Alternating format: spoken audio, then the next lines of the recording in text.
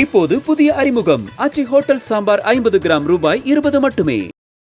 Jamaica நாட்டில் துப்பாக்கி சூட்டில் உயிரிழந்த நெல்லையை சேர்ந்த விக்னேஷ் என்பவரின் உடல் 3 மாதங்களுக்கு பின் சொந்த ஊருக்கு கொண்டு வரப்பட்டது.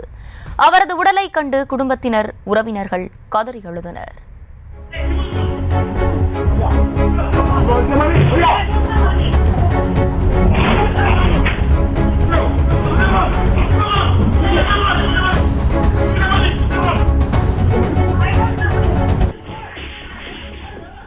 தொடர்ந்து விவரங்களை செய்தியாளர் ராஜா வழங்கிட கேட்கலாம். ராஜா வணக்கம், விவரங்களை வழங்கலாம்.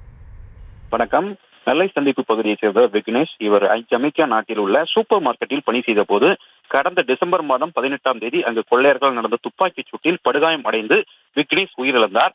இந்த நிலையில் உடலை தாயகம் கொண்டு வருவதற்கான முயற்சிகளில் அவர் குடும்பத்தினர் ஈடுபட்டனர். மாவட்ட ஆட்சியர் உள்ளிட்டோரும் மனு அளித்த சூழலில் உடலை கொண்டு வருவதற்கான முயற்சிகள் மேற்கொள்ளப்பட்டது. தமிழக முதலமைச்சரை சந்தித்தும் உயிரிழந்த வாலிபனின் உறவினர்கள் கோரிக்கை முன்வைத்தனர். இந்த சூழலில் பாஜக மாநில தலைவர் அண்ணாமலை உள்ளிட்டோரிடம் கோரிக்கை வைக்கப்பட்டது.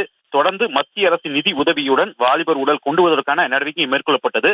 நேற்று முன்தினம் ஜமைக்காவிலிருந்து நியூயார்க் கொண்டு செல்லப்பட்டு அங்கிருந்து கத்தார் சர்வீஸ் மூலம் திருவனந்தபுரம் கொண்டு வரப்பட்டு பின்னர் ஆம்புலன்ஸ் மூலம் நெல்லை சந்திப்பில் உள்ள விக்னேஷ் இல்லத்திற்கு உடல் கொண்டு வரப்பட்டு உறவினர்கள் மற்றும் குடும்பத்தினர் அஞ்சலி செலுத்தப்பட்டனர்.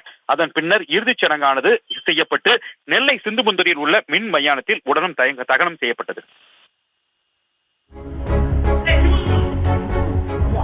விவரங்களுக்கு நன்றி ராஜா. இப்போது புதிய அறிமுகம் ஆச்சி ஹோட்டல் சாம்பார் 50 கிராம் ரூபாய் 20 மட்டுமே.